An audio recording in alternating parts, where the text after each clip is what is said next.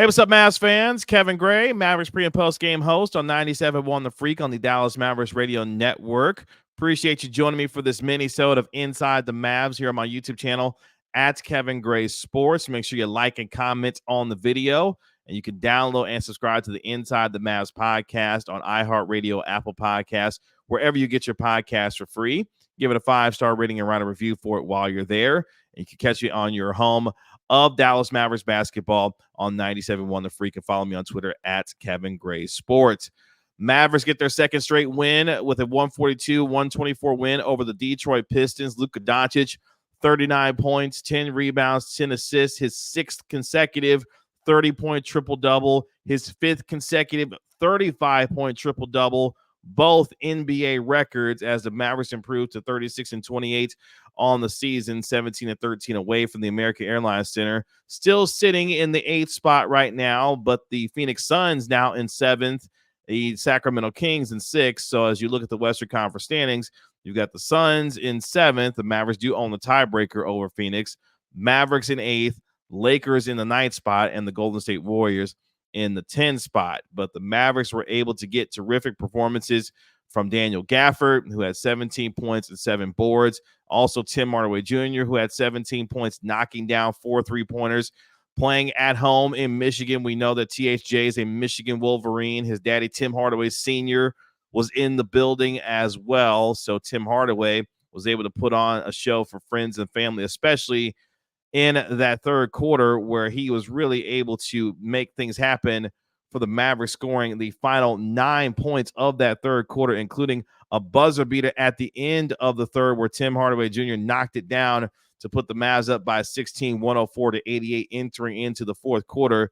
Tim Hardaway was sensational, especially in that third quarter. But it was an all-around team effort for a Mavericks team that turned the Detroit Pistons over 20 times, scoring 35 points off of those turnovers, although they were out-rebounded in the game. No Derek Lively II, who missed the game for personal reasons. He did rejoin the team in Chicago on Sunday. It looks like he will be available to play on Monday as the Mavericks take on the Chicago Bulls. But even without him, the Mavericks were able to get some good play in the middle from Daniel Gafford. And the Mavericks got off to a slow start in the game against Detroit. When you look at back what they did in the first quarter, just 5 of 14 to start for the game. Pistons using a 12-4 run to take an early lead. But Simone Fontecchio was fantastic, scoring 13 of the final 15, 16 points for the Detroit Pistons.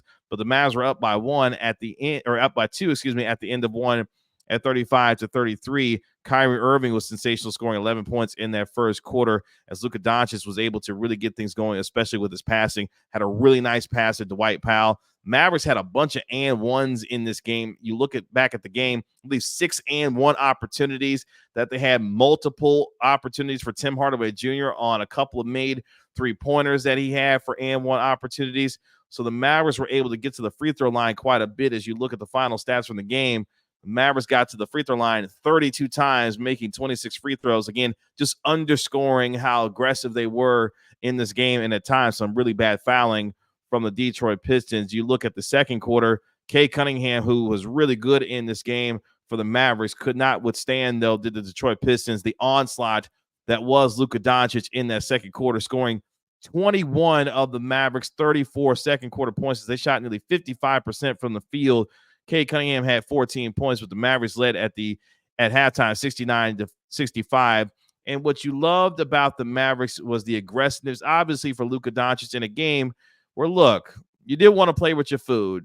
Yes, Detroit had a 28-game losing streak, but at the same time, they've been playing a little bit better as of late. They're on a current 6-game homestand. They got a win in their first game of that homestand against Brooklyn, so feeling a little bit more confident.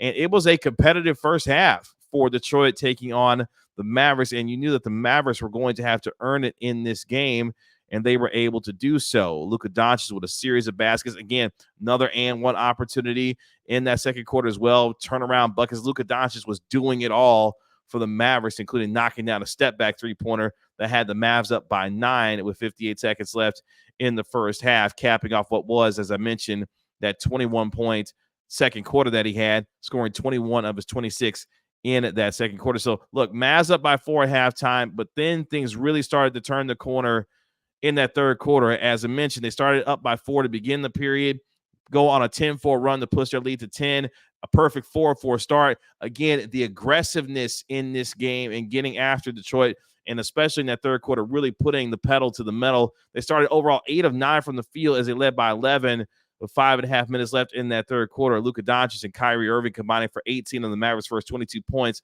So your superstars setting the tone and allowing other guys to be able to come with them. As I mentioned, Tim Hardaway Jr. was that guy in this particular game, as he was really good in that third quarter. You look at what he did, particularly, as I mentioned, scoring the final 9 points of that third quarter, going a perfect 3 of 3 from downtown, and was really able to help them. And he did all of that in 2 minutes and 41 seconds of play in that third quarter. So really coming on late. Mavericks closed that third quarter with an 11-2 run and really put the game away from there, and really was able to, in the fourth quarter, be able to handle things from there.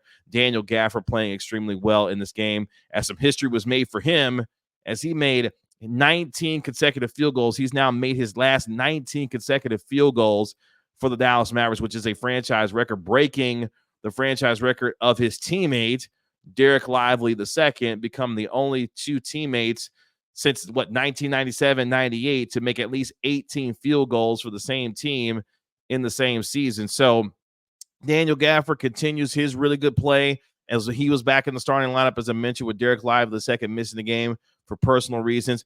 But it was the collective effort for a team that really needed to build off of what they did against Miami to really take care of business on the road. They take on Chicago on Monday. Chicago's been playing a little bit better as of late themselves, although they lost to the Los Angeles Clippers on Saturday. But at the same time, this is an opportunity for the Mavericks to be able to take advantage of their schedule, knowing that they were able to salvage their homestand against the Miami Heat on Thursday, then get a road win against Detroit, and you're looking to cap off that quick 2-game road trip with a win over Chicago to be able to move forward. And one of my favorite moments in this game came in the fourth quarter, is with 7 minutes left.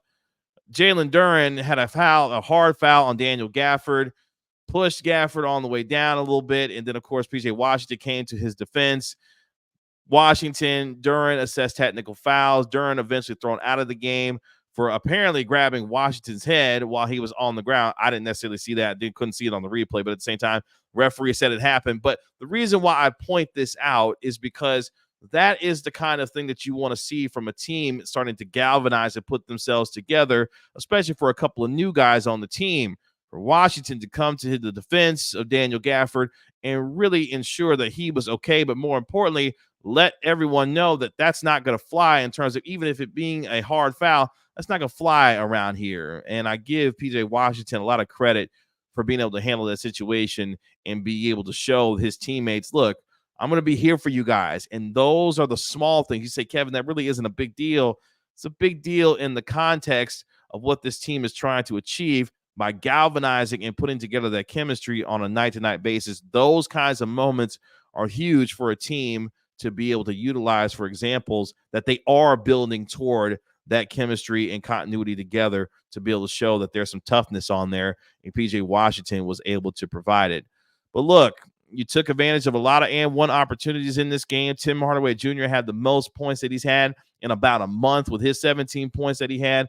Some other guys that you obviously look in this game based off of what happened, and you look at not only what Tim Hardaway Jr. did, Derrick Jones Jr., 5 of 7, had 12 points in the game.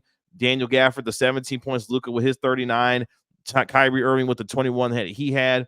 And, of course, Tim Hardaway Jr. with the 17 points. So you got a lot of contributions from a lot of different guys, and you were able to handle business.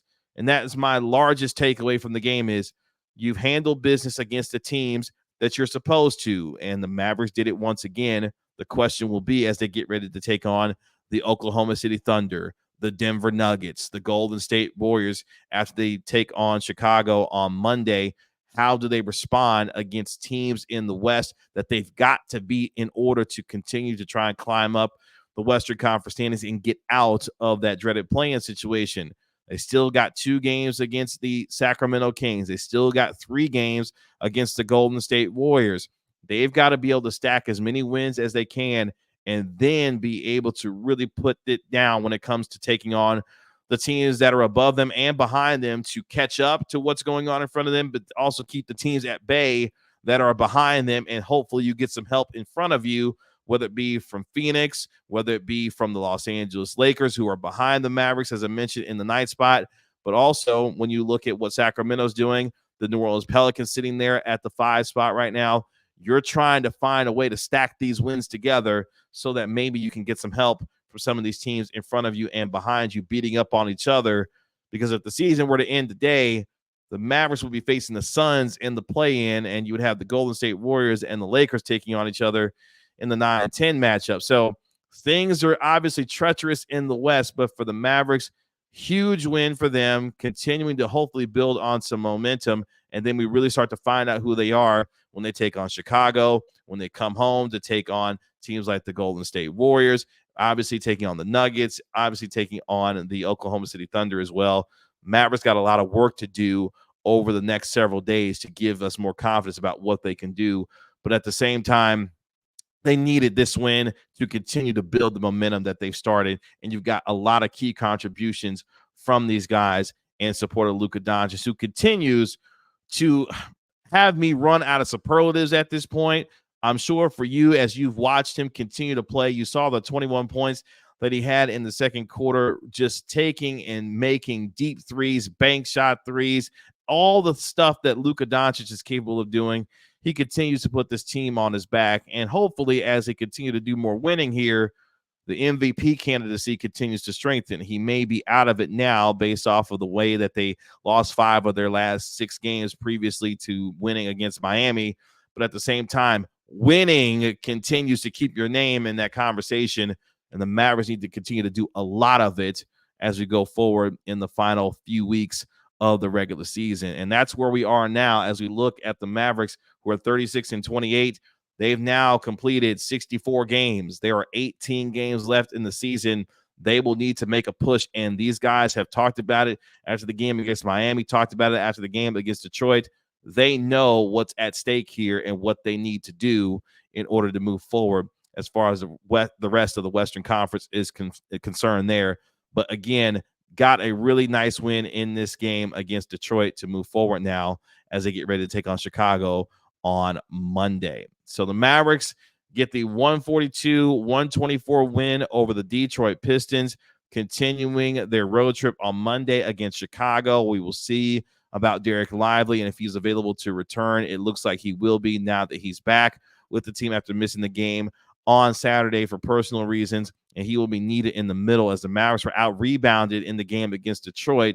They were missing his presence in the middle, but the Mavericks going on the shoot in this particular game, as you look at it, shooting 55% from the field and nearly 37% from three. They made a bunch of shots, so they didn't necessarily need a lot of rebounding in the game, but at the same time, they will need the presence of Derek Lively in the middle to continue to move forward for the rest of this season, and looking to see him back on Monday against Chicago.